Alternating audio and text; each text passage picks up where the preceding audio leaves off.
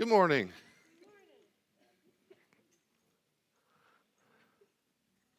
We need to make out Becky blankets. We call them Becky blankets.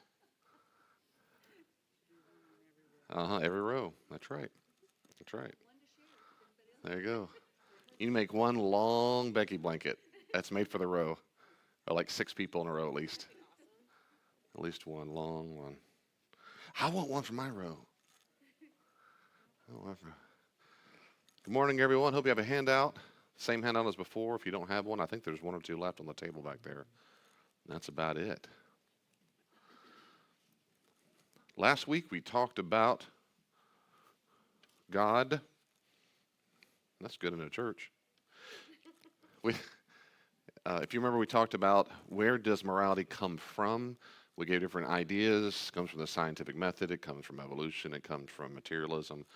I find none of those persuasive. And I said, I think at the end of the day, it comes from God. I think God is the best explanation of where morality comes from.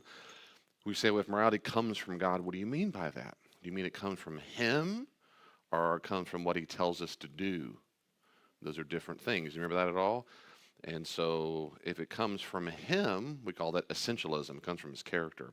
If it comes from what He says to do, that's called volunteerism, what He says to do. And so the two different views. Well, if it comes from what He says to do, that sounds arbitrary. Like He could just say, don't rape, and you can rape. That seems arbitrary. Or if it comes from His character, um, does that mean He thinks it's already good and that's why He does it? Well, if that's the case, where is morality above Him? And so the classic dilemma is called the Euthyphro dilemma. We talked about Plato. And so at the end of the day, I came and said, I have the view that with William Lane Craig and probably most Christians, thinkers, doesn't make it right, but this is probably the general consensus, that a moral value comes from His very character. The reason why honesty is good is because it comes from God's very character. He is honest. That value is in Him. And a moral duty, what we ought to do, comes from His commandments. And I think that's true. So I think, in a nutshell, I'm an essentialist. Where is good coming from? God's very character. And so whatever God commands flows out of His character, which never changes. So you say, what if you told Julia not to rape, but David to rape? The response is, that would never happen. It would never happen. Because violating someone sexually would be an immoral thing in God's very character, and He'll never do that. He'll never command that, because that comes from His character. At no point ever will He say, you ought to go murder someone. He'll never support that. Okay, and then, so that I think is morality comes from. I think it comes God's very character. I don't think Platonism answers it. I don't think science answers it, and so forth. And then I emphasized for a long time, does God have moral duties? My response is absolutely not. If God had moral duties, it would assume there's a moral law above God, an authority figure above God, an office called God's parent, God's police officer, God's judge, and God doesn't have them. God doesn't receive commandments from anyone, anything, because He's God. The closest you get to that is if God said, I'll do it. It's like He's given a commandment to Himself. I'll bless you. Well, then He's got to do it because He's God. But no one tells Him what to do. So every single time a human goes, why wouldn't He do that? It's because you have misunderstood that God doesn't have moral responsibilities like some other office might, like office of parent, office of judge, office of government. Well, I would feed my kids, and you should, because you're their literal parent. God is not your literal parents. He doesn't have to take care of my food. Well, I do have to take care of my children's food, because I'm the parent. He's not a parent. And so there's a very different moral office. And so, in that sense, I don't think God has any moral duties whatsoever, unless He gives it to Himself. I think that's very important. Then we went on to Roman numeral 7, and we said there are different various systems of ethics, and I think this is the first slide here. Various system of ethics, is that right? Yeah. This is called moral philosophy, and this is where we started last week. We ended on last week, rather. Descriptive ethics is how do people behave? How do people behave? A psychological egoist is someone who says everyone acts out of self-interest. And my response is most Christians would say that's not true. That's too simplistic. And then prescriptive, that's descriptive ethics, how do people behave. And that's when you take polls on things and you try to explain why they do what they do. Why do they do that? Anyway. And then prescriptive ethics or normative, that's what should we do. And that's where we're going to spend most of our time on. That's what should we do, what we ought to do. And a little subcategory I said of prescriptive ethics is applied ethics, where you take one thing like nuclear war. What should we do? Abortion. What should we do about this one particular issue? What's the best thing to do? Okay. So in a nutshell, you have descriptive ethics and prescriptive ethics. So what I want to do now is spend the rest of the time, roughly the whole study, on prescriptive ethics, because I don't care much in this study at all describing. I want to talk about what we ought to do. Any question or comments in that 5-minute review? Clear as a bell. Sharon's not here. So many times. Yeah, I was just saying that's an odd analogy. I guess clear, you hear it, but you don't hear yeah, the clarity of the bell hearing it, which is a bad analogy if you're deaf. But okay.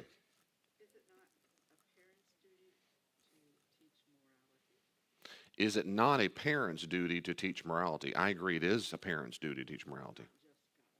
Not just God's. Oh, correct. As far as teaching it, yes, I think it is absolutely the parent's responsibility. My view is very much so based on the Bible. The Jews and early Christians and Jesus, particularly the early Jews, they thought vehemently, and I said this to the Genesis study, that God has delegated moral responsibilities to humans. We are responsible for making sure people learn morality as best as possible, feed, subduing the earth, education, health care, and so forth, orphanages. He gives that over and says, go do it. Well, why did he do it? He doesn't want to. He wants humans to be morally responsible for other humans. It forms our character. It gives us something good to do. It's a loving act. It builds all that, yeah. Uh-huh. Oh, so if people don't know God, maybe that's why people are messed up. That's one of the reasons I'm sure people are messed up. But I'm convinced you're right, that there's a large part in which when people do not know God, that they do not always do the right thing. Absolutely. So in biblical, we'd say they sin. Sure. But most Christian thinkers throughout history have said that that inside of humans, because of Romans 1, they would say we have a moral conscience. There's something inside of us that says, in general, I ought not do that, I should do this. That is to say, all humans can apprehend the moral law. We apprehend it. I like to like the analogy of like we all have a little radio, like I think of the old school World War II, just we dial in, we can pick up a frequency that says the radio station. Anywhere in the world, any little baby radio can pick it up. Some radios are really good, some are horrible, but we all pick it up, except for a small category of people, maybe, and this is debated, psychopathy and sociopathy. It's unclear whether or not they can pick up the moral. It's unclear, and some people say that's a debatable issue. So I'll say, to be nuanced, most human beings, and the fact, since it's most human beings, if you went to someone with psychopathy and sociopathy, you don't say they represent the rest of humans. They're the exception that proves the rule, that in general, humans across the planet appeal to something called the moral law. Mm-hmm.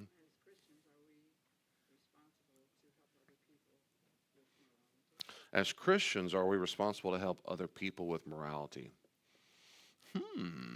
I would say as Christians in the office of parent or office of friend, maybe, but in the office of human being as Christian in general, no, unless we're asked.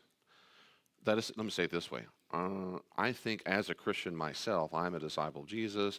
I don't think I have any moral responsibility to make certain or even try to persuade a non-Christian at Walmart what a moral issue is. I don't think so. I think I have the moral responsibility to God to be as Christ-like as I can, gentle, kind, blah, blah, blah, share the gospel, be loving. I'm responsible to Him to act toward them that way.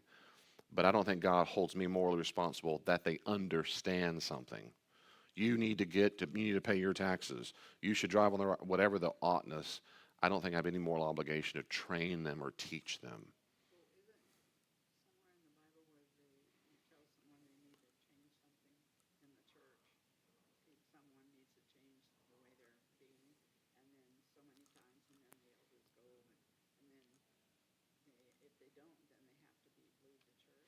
Oh, good. So, isn't there a time in the Bible where someone they do something wrong and they don't change? You get the elders and so right. So you're talking about there in Matthew. So Matthew, yeah, Matthew 18, and that's and this is also there's a textual variant. It's unclear whether a person who has sinned or has sinned against you. I can nerd out afterwards. You want this different. So let's assume it's they have sinned. If someone has sinned, you're supposed to go to them as a brother and say, brother, let's don't do that. We got to stop. And if they don't listen at all, like I don't care, whatever, you bring someone else, brother or sister, please let's stop. They still don't give a rip. Then the idea is you bring the group. If they still don't give a rip, then you're supposed to treat them as a non-believer. The assumption they would say as a tax collector and sinner. The point is they're not a Christian, they're not a disciple. The point being they need Jesus. Don't assume they know Jesus and they care about doing the right thing Jesus would do. If they're going, I don't care, I don't want to change. Well, there's your sign. I mean, that's. Do they have to leave the church? Good question. The Matthew doesn't. It doesn't say there that they need to leave the church. Maybe you're going to 1 Corinthians 6, maybe or 5 or 6, when Paul says maybe there.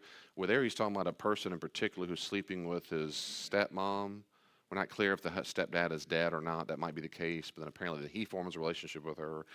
And it says he's having a sexual relationship. He said not only is he doing it, y'all support it. And I'm paraphrasing. To kick his rear end out of church, hand him over to Satan, in the hopes that he'd repent. And then in 2 Corinthians, it probably is referring to that person who says, it's time to get him back in. He's very sorrowful. So there's not many examples in the New Testament where the Christians deliberately kick people out of church.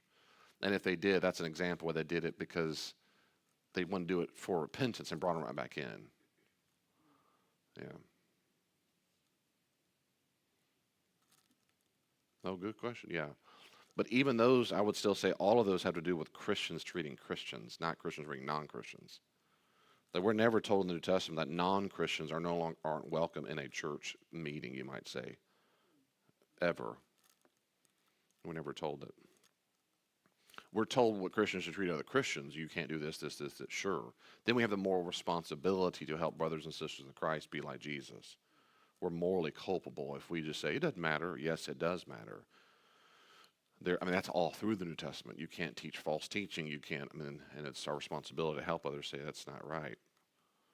That's why elders, it says in Timothy and Titus, you're not supposed to be a new believer. You need someone who understands basic orthodoxy so that we say no, that's not correct.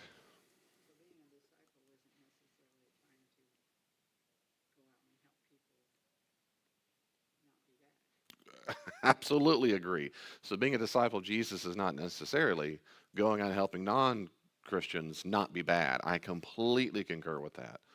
And I'm sorry if I'm beating myself here, but I've said that many times. That's right. I find no New Testament, certainly even no biblical warrant for a Christian to feel or have the moral responsibility to tell non-Christians how bad they are and they should stop all that. That's no, Jesus never says to do that, or the church never said to do that.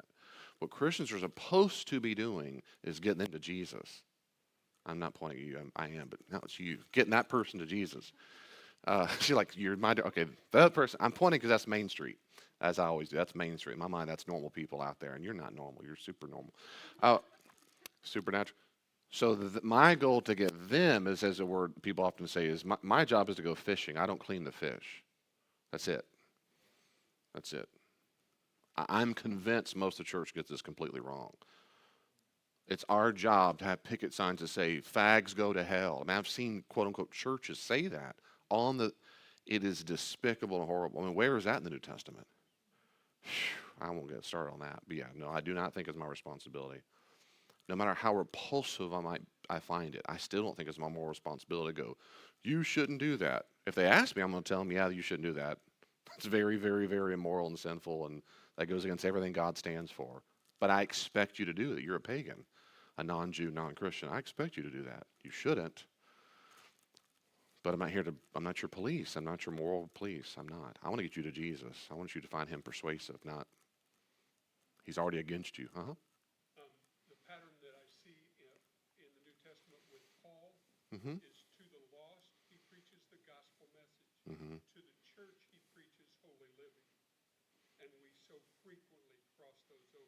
Yeah, We are casting pearls to swine that's fine. if we teach holy living to non-believers. And in general, I agree. So you're saying, and you see in the New Testament, Paul preaches to the non-Christian, he preaches the gospel. To the Christian, he preaches holy living. And in general, I concur with that. Yep. And we're throwing pearl before swine to Matthew 7. That's right. The people don't want to hear it. I agree, they don't. And if they do, even if they do, and I've met non-Christians like, maybe I should stop doing that. Even then, I've even changed the subject. Yeah, that's not good. I wouldn't do that at all. But I'm more interested in you knowing Jesus. I just immediately get off the subject. I just get off the subject. And I'm, for multiple reasons. One is because it's not biblical. Two, the non-Christian world, in my experience, is convinced that's all I care about, is having them to stop all that bad thing because I think I'm Mr. Goody Two-Shoes. And I'm trying to radically come at them in a way they never saw coming, like a thief in the night. You never saw me coming, son. I'm like a ninja. I'm going to assume that you think I'm all that and I'm this and I'm all that. I'm not going to act that way. I'm going to say, okay, yeah, I wouldn't do that, but I don't care about that right now. Well, your church, oh, no, we would love you. Well, your church is a hypocrite. Oh, yeah, there are. There's plenty of room for more. But anyway, the point is, Jesus wasn't a hypocrite. Can I talk about Jesus with you? Oh, yeah, I want to get off. Sure, yeah, yeah. Yeah. Anything else about that? Well, go ahead. Good. Yeah, I don't think it's our role. That doesn't mean you don't have a view. Back to Bonnie's great question. The question is not whether Christians have a view about it. The issue is whether we have the moral responsibility to fix them and tell them how wrong they are. I don't find that anywhere in the New Testament. Okay, so here's examples of prescriptive ethics or normative ethics. What should we do? Okay, so one is called ethical egoism. Ethical, which sounds weird to me, it's like an oxymoron, but it is. Ethical egoism. Ego, of course, in the Greek word ego means I or myself. It's all about me. So an ethical egoist, asserts that individuals should pursue their own interest above those of others. You may go, huh? But stay with me because it doesn't claim that people always act in their self-interest. That's ethical. That's psychological egoism. That's a descriptive. They just do it. No. That's psychological ego. Ethical egoism says you ought to. You ought to do it. They might not always do it in self-interest, but you should. Look out for number one. Now, in my opinion, this is the number one moral system of modern America. In my opinion, take it or leave it, is the number one. This is the American individualism. This is the consumer culture. I'm convinced. If I'm not saying on the street a person can articulate this, but you can now because you're ethical scholars.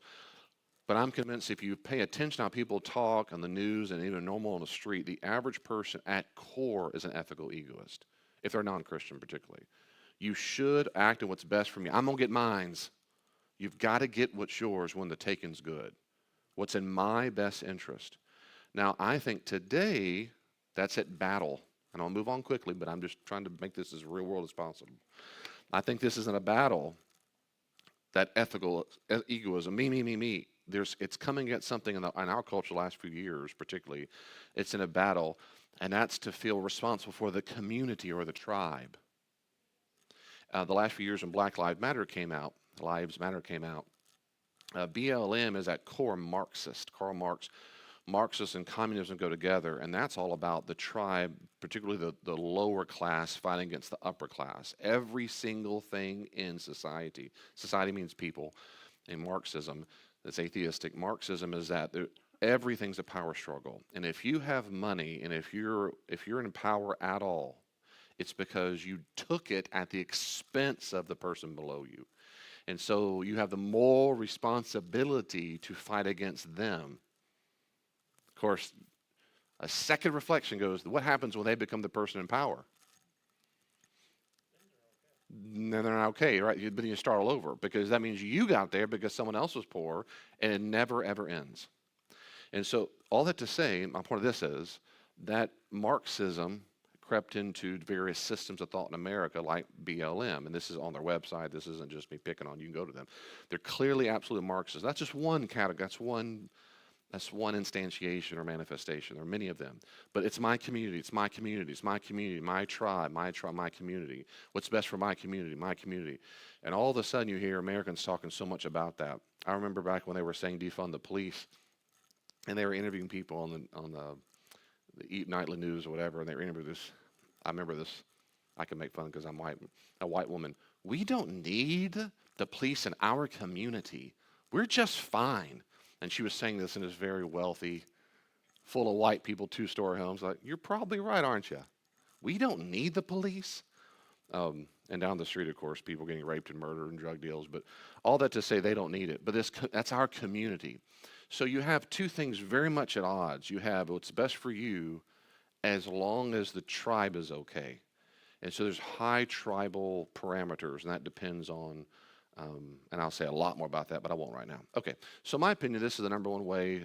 Okay, so there are different forms of ethical egoism.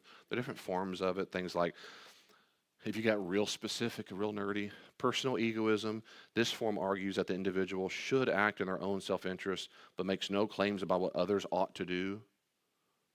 Hey man, this is me, it's my truth. I'm always going to act in my interest. I'm not here to tell you it's your truth, but it's my truth. I need to do what's best for me. Oh, I forgot to say this too. I'm convinced this is why modern Satanism is, I don't know what, it must be like 1,000% rise. It's gigantic. It's all over. If you don't know this, it is so cool to be a Satanist. And most Satanists don't worship Satan, but it's part of Satanism. And Satanism in ethical terms is called ethical egoism. Satanism, what's about it for me? It's all about personal fulfillment and what's best in my interest. So they just call it Satanism. And anyway, you can look, if you don't believe me, ask any young person about anything about social media. It is everywhere. So personal egoism is kind of like Satanism. It's, hey, I'm not telling you what to do, but in my best interest is what I should do. Individual egoism, this form claims that all individuals should act in their own self-interest. Everybody. And then universal egoism, this argues that everyone should act in their self-interest. Everyone all the time. Of course, I mean, there's major critiques to this, of course. If everyone acts solely in their interest without considering others, there's a breakdown. There's no societal trust, which in turn hurts the individual. It's mass chaos, which ends up hurting you. And that's all most people say. Well, most thinkers would say you shouldn't be selfish. But you should. There's a limit. Be ethical. That's right. People like Sam Harris, you should always seek your own best self-interest. But not only that, because it eventually hurts you. Of course, certain altruistic or things good for other people's self-sacrificing actions, they're morally praiseworthy. So if you're looking out for your own good, ignores altruism and self-sacrifices, which are good. Everyone knows it's good to be self-sacrificing, altruistic, but in ethical egoism, those aren't good things because you don't look out for other people. It's only for yourself, but that's silly. Everyone knows those are praiseworthy things. Everybody does that. Even Satanists will go, yeah, it's good to serve someone else and be sacrificial. Well, then you've just violated ethical egoism. This would also mean that it's good to be selfish, which everyone knows is false. C.S. Lewis said this perfectly, almost 80 years ago. That's silly. Everyone knows it's bad to be selfish. But that's what this is. Look out from number one at the expense of others. Everyone knows that's bad. No, it's good. No, it's not. Everyone knows it. You can even persuade me. And it's clear to see how this is opposed to Christian values. Just very clear. If you're not a Christian yet, let me help you. It is very clear. I mean, my goodness, go read Mark 9:35 and go read, I love how Jesus is, Mark 10:45, right? I didn't come to be served, but to serve and give my life for ransom for many, and on it goes. This is profoundly unchristian. Profoundly unchristian. Okay, but nevertheless, it's out there. Let me pause there before I move on, because the next one's going to slow down on. Anything about that? Anything about ethical egoism? Who was? Lenin was so evil. Yeah, he killed millions. He was so equal. That's right. He killed too many people. Yeah, that system just doesn't work. Yeah. Anything about that? Okay, I'll say this real quickly. If you want to talk to people in the real world about this, and they say, if you hear this kind of vocabulary, maybe it's friends or family members, it's okay to say, it sounds to me like you're supporting a system, what's called ethical egoism. That's what's best, what you ought to do, what's in your best interest. Then I go, yeah, that's worth a conversation. And instead of as Christians going, what? Why would you do that? Well, because they're not Christian. So I would ask them, why is that morally compelling to you? Why is that logically compelling? Why do you think, and what do you do with self-sacrificial things and altruism? And why do you think it's good to be selfish? Why do you think, and if they go, well, I think people do that. Well, now you've changed the subject. That's psychological egoism, that people do it. I'm asking you, do you think they ought to? Yeah, I think so. I gotta look out for me, number one. You think that's a good thing? In my experience, when I've had this conversation with people, a little bit here and there, I've never met a person who says it is a good thing. They just say this. It's just you got to do it to survive. It's not because I think it's right. They're just convinced that my tribe, my pack tells me you got to do this. And so then you get a bunch of people in the pack, and they all get devoured. It's what happens. It breaks down to, okay, I'll move ahead. So this next one, okay, you don't have to be scared. The next screen is going to have a lot of things on it on purpose, and it's a small font on purpose. I just want to read. We're going to go pretty slow on this, and we'll go what we can. Okay, this is called deontology. Can you say deontology? So from the Greek word deon, which means duty, right? Deontology. At its core, deontology is concerned with following moral rules or duties.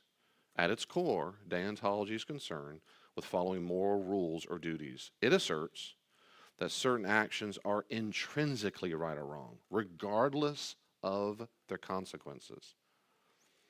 So a deontologist would say the end does not always or ever justify the means.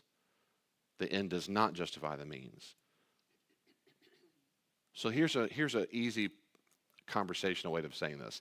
A deontologist is a rule follower. A deontologist is a rule follower. Certain rules or duties are inherently right or wrong. Why do you tell the truth? Because it's the rule. Why do you not lie? Because it's the rule. Why do you not murder? Because it's the rule. Why do you preserve human life? Because it's the rule. They're rule followers.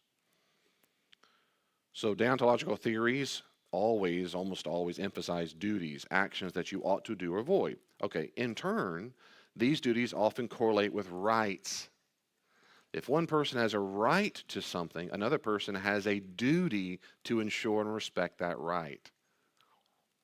Does that sniffing sound kind of close to home? I have the right. I have the right to be respected in my view. I am a squirrel.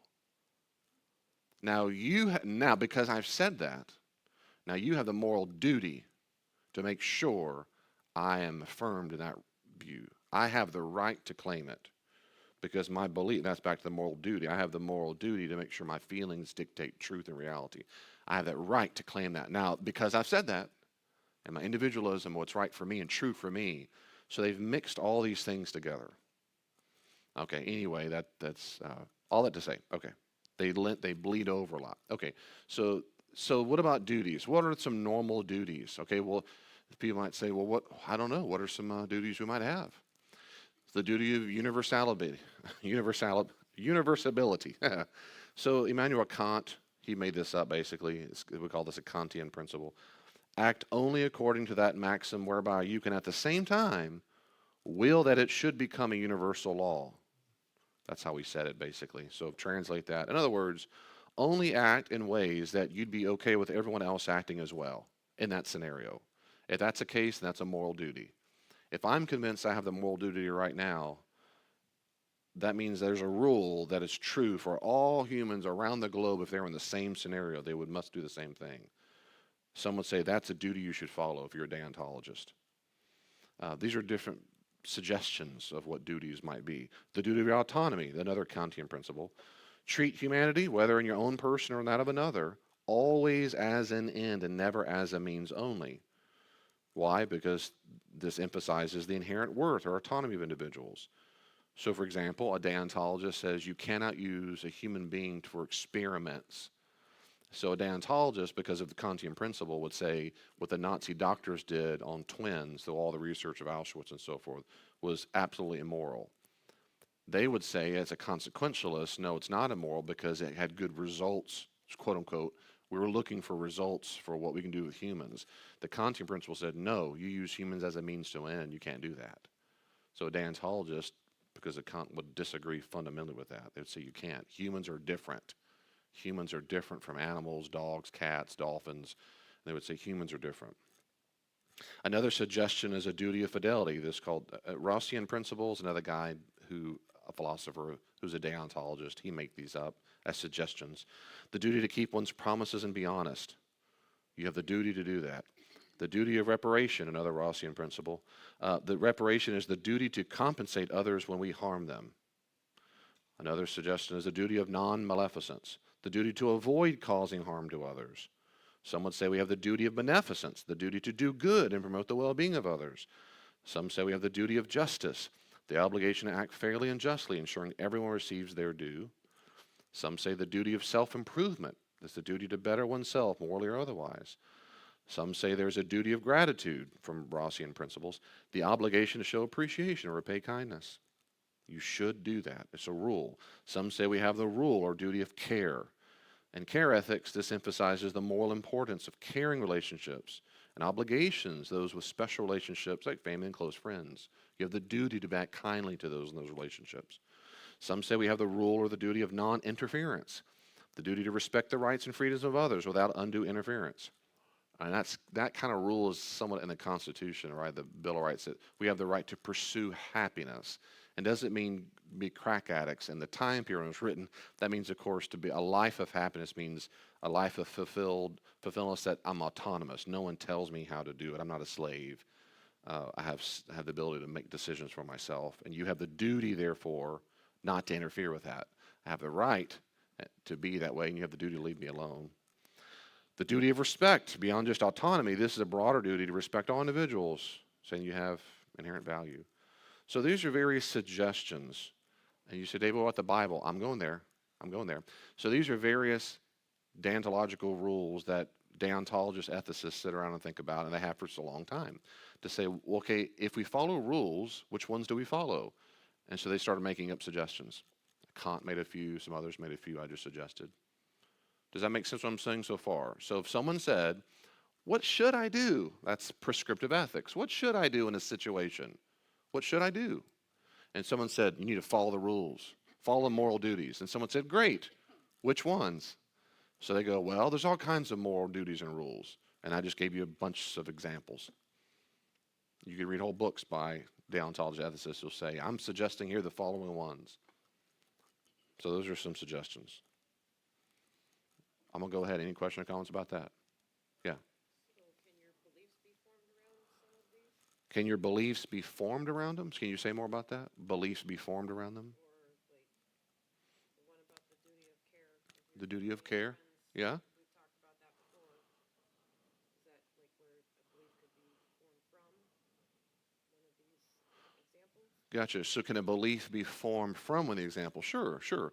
If someone said, I'm going to argue or already believe that I have the moral duty, what's the corollary? Well, therefore, I believe that, X, Y, Z. I suspect they go together. I'm not sure one causes the other. I think a lot of times beliefs would probably come first.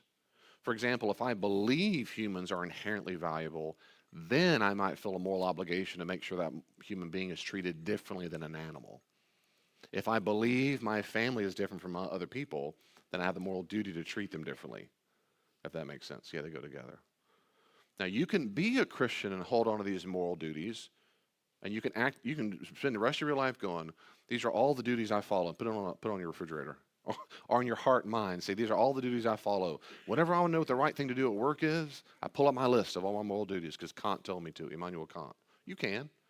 And I'll go to Christianity in just a second. But these aren't necessarily anti-Christian, but these are just suggestions.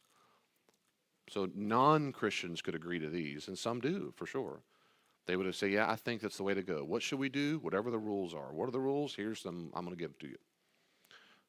Okay, here's some features. Deontological theories differentiate between moral agents, those who perform the actions, and moral recipients, those who are affected by the actions. Moral rules primarily guide agents toward the recipients. They're concerned about the person doing it, not so much the person who receives it.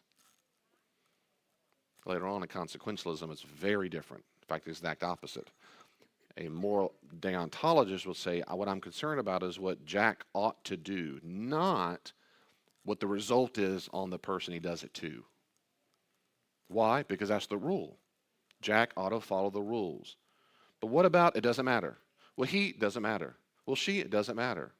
What matters is what Jack does, because Jack should follow the rules. He has a moral duty to do X, Y, Z, and he should go do it. I'm concerned about the agent, not the object of your behavior. That should make enough sense there.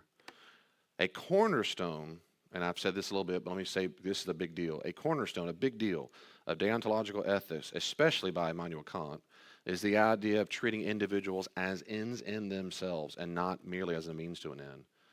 This emphasizes autonomy, dignity, and respect for all individuals. The average deontologist will assume this. You cannot treat humans as a means to an end. They are different. They have a value that's different. Most Christians historically have agreed with that, right? I mean, they say there's something different. We would say, because they're made in the image of God. But even a non-Christian could agree with that if they did. But that's a basic for most deontologists. And a little footnote, another thing I put here is that many Christians misunderstand Jesus' debate with the Pharisees and believe that Jesus is completely against making rules. I've heard that before many times in the churches. Jesus hates rules. He and the Pharisees, that's not what's going on. That makes you a legalist. If you like rules, you're a legalist. No.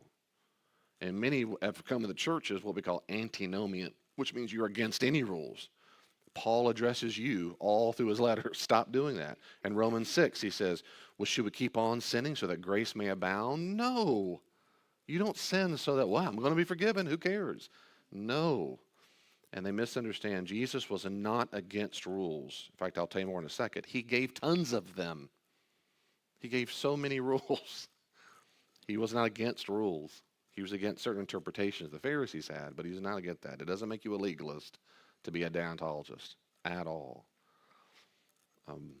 If you think rules somehow save you, maybe then you're maybe in that sense legalist, but that doesn't mean you're a legalist because you follow rules. That doesn't make any sense. Another thing is, of course, I would say is God gave certain rules to be followed, and he's supported by Jesus. For example, I use homoerotic behavior because it's a hot topic. Jesus says, of course, in Matthew 19, is the fullest treatment when someone comes up and says, what about divorce? In a context of divorce, and he says, don't you know from the beginning, God, from the beginning, quotes Genesis 2, they made them male and female, and whoever but God puts together, let no one separate. And then the disciples like, what are you smoking? That's impossible. You mean I can't get divorced when I want to get divorced? And he says, might as well be celibate or a eunuch. And they go, what? Well, hey, some are eunuchs for the kingdom. Some are by birth. Some are made that way. But whatever, it's not for everybody. That is, you either get married or you don't get married. And they're like, what are you talking about? So Jesus assumes what every Jew assumed, which is sexuality is in a male and female relationship. That's a rule. Don't do it. So he assumed male and female only. We'll go to 1 Corinthians 6, where he talks the same thing. Or I can give tons of examples. There are rules. Love your enemy. Right? Matthew 5 and Luke 6, that love your enemy. He says, do not, right? We pray for those, we bless those, we pray for them. We do not curse them. That's a rule that Jesus gave. It's a moral duty. Love God with our heart, soul, strength, and mind. Mark 12:30, 29:30, particularly verse 30. That's a rule. You're supposed to love God with their heart, soul, mind, and strength. Everything in you. And your neighbor as yourself, Mark 12:31. We are commanded to love our neighbor as yourself. That's a moral duty.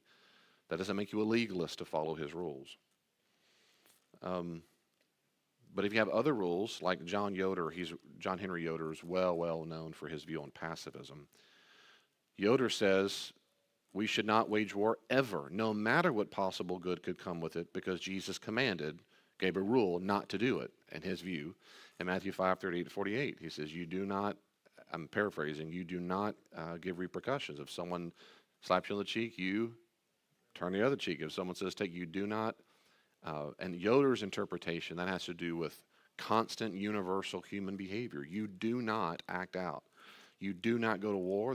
And Yoder would say there's no concept of a just war, as Augustine said. And you said because Jesus, in his view, Jesus said don't do that.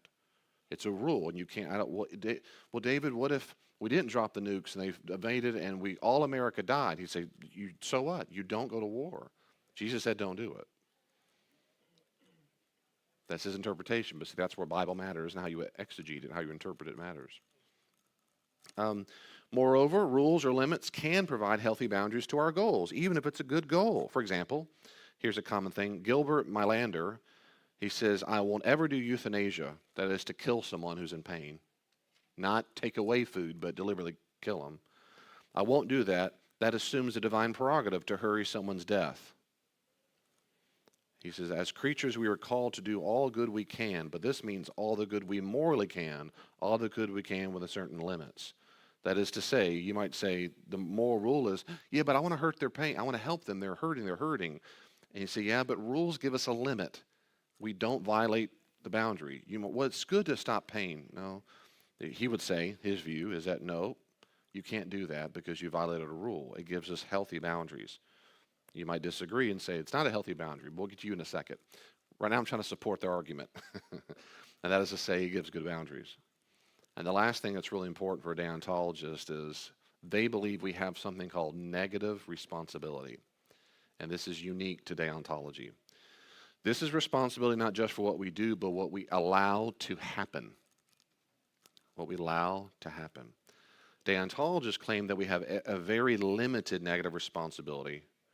They focus on what we do rather than what we allow. Sorry. Yeah, I said it's a chief. No, we'll talk about this and consequentialist. Negative responsibility, they say we have a very limited, what we allow to happen. A consequentialist will say we have tons of negative responsibility. Deontologist says, no, we have very little. For example, the good that could have happened had we went to war. You're to blame for that. They would say, no, I'm not. I follow the rule not to kill my enemy. The suffering we could have alleviated had we helped the person die. They would say, no, you're morally responsible for their pain. They would say, no, I'm not. I have very, very little, if no, negative responsibility. I'm not responsible for the person. I'm responsible for me and following the rules. Does that make sense what I'm saying? And you'll hear this all the time. You're to blame for what you allow that to happen. No, I don't. A deontologist said, no, I'm not to blame for that. The classic one is there's a train on a train track and it's got a split left to right. One part of the train in front of you has 3 people, one has 50 people, and you decide which direction it goes.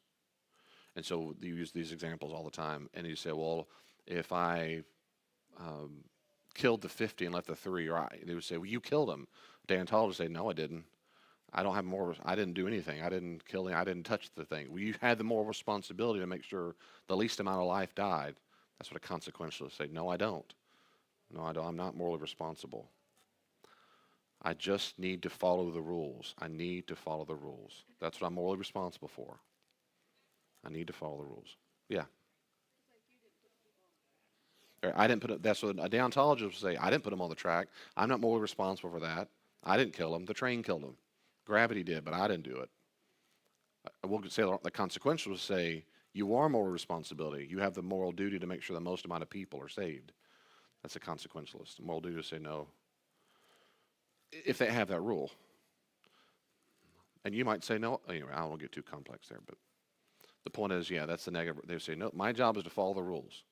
How that affects you, I'm not responsible for that. Bonnie, did you have your hand up? No? So real quickly, if I go ahead, if there's no question about that issue, I'm going to go ahead, if we can, maybe if I need to finish up next week, I can on this one. So here's some big issues. So some big issues with deontology. The first major, of course, is which rules? Which rules do you choose to base your morality on? Right? Which ones do you do? You say, well, I want to follow the duties, the rules. Well, which ones? And this is where humans disagree. They disagree on everything, don't we? But several answers have been given. Like Immanuel Kant is the most well-known. He was a deontologist. He proposed what he called categorical imperatives. These are imperatives or commands that are not dependent on any condition or situation in order to be right or moral. So he says there's 2 of them. These are 2 rules every human should follow all the time, no matter what. And I've already given to them. Never act and accept in such a way that you can also will that your maxim should become universal law. That is, always do what you would do. You'd say, anybody in my shoes right now would do the same thing. If that's true for all humans in the same show, then that's a moral duty you have. And the other is, of course, people are not an ends to a end. They're not a means to an end. They're just an end. They're not expendable objects. One person should not, cannot be sacrificed for the majority. That's not how it works. So you can make up systems. You have Kant, you have Ross. I gave several on that first slide. I gave you several examples. And they have, if you want, seriously, they're great books by deontologist ethicists, and they give you a bunch of rules or suggest, here's some maxims or rules you ought to follow. Kant's the most well-known. Then you have other who say, well, Christians can follow Kant if you want, but Christians say, well, there's also tons of biblical rules. You might say the Decalogue or the 10 words. You might say the 10 Commandments in Exodus 20. I know many Christians who say, that's my moral code. I fundamentally disagree with them, but that's my moral code. That is my biblical rules. Or you say I have the love, Mark 12, 30 and 31. I love God, I love neighbor. That's my maxim. Or the so-called golden rule. It's called golden because that's what Buddha called it. But Jesus' version of Matthew 7, 12, Luke 6, 31. Treat others as you want to be treated. What about the Sermon on the Mount? Everything from Matthew 5 to 7. Or in Luke chapter 6, the Sermon on the Plain. So you can pick tons of biblical rules out and say, those are my rules. But the first question is, which ones are they, right? That's the first question. And Christians do disagree. If you say, here are my Bible rules, okay, well, let's figure out why are those rules the rules you count as the number one rules in the world. In the next part, I want to slow down, so I want to pause there and say. So the first question is that. The second major issue we'll pick up next week. But what question or comments do you have about this so far? We've only got about a minute and a half, so. Anything at all? Yeah, Red? Would they say it's moral to knock out a drowning man? If a man is drowning, is it moral to knock him out? Would they say it's moral to knock out a drowning man? That depends on the deontologist, but I think in general they would say, no, that's not moral. They would say no because they probably would say because you have the moral duty to preserve human life, and you just knocked him out and that caused him to die. One of the first things they teach you as a lifeguard is to knock out the person who's drowning so that you can grab them so they don't pull you down to the depths. Oh, gotcha. So, right, sure. So, in a lifeguard today, you knock them out so you can pull them out because they'll fight you, right, in despair, sure. And someone might say, in that particular situation, you have the moral duty to knock them out because you're trying to save their life. But if someone said no, I mean, really, they could say, no, I have the moral duty not to cause harm. And I characterize knocking them out as a kind of harm. So if they just die, they die. But I'm not responsible if they die. I'm responsible for following the rule of not causing harm. That's the quandary, depending on ethics. Ethicists would argue, that's right. Which rule do you follow? That's right. And a consequentialist will come back then and say, that's abhorrent. Of course you knock the rear end out. You're trying to save their life. A deontologist, no, it's not abhorrent. I got to follow the rules. I need to follow moral duties. All right. So this week, I hope you'll think about these things. I really do. Seriously, think about why you do what you do this week. Hopefully all the time. Am I following a rule or something else? Mama told me to. Okay, well, that's a rule. God bless you. We'll see you in just a few minutes.